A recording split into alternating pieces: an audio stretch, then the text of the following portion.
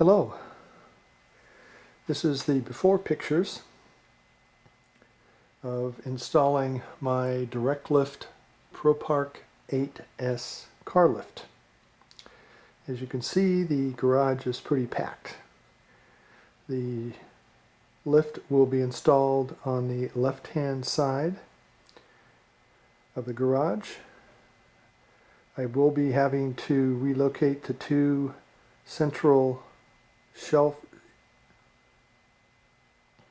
and also move some of the shelves from the left-hand wall here to make room for the posts of the lift.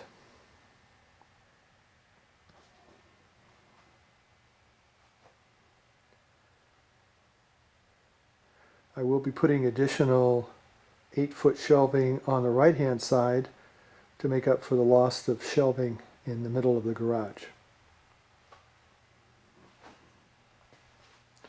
I will be replacing my workbench here with custom shelving so I can take advantage of the space all the way to the back wall.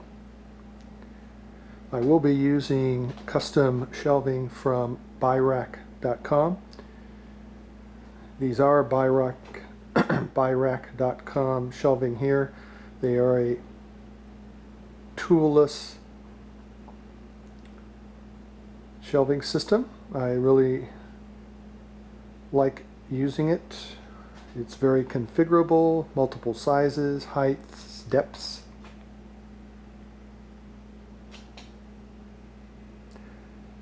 Today the garage door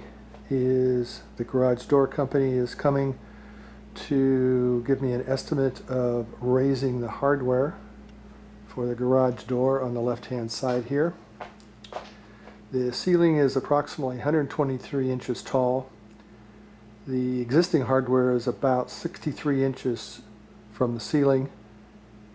Their original over the phone estimate is they can move the hardware up to 6 inches from the ceiling, which will be quite adequate for installing the lift.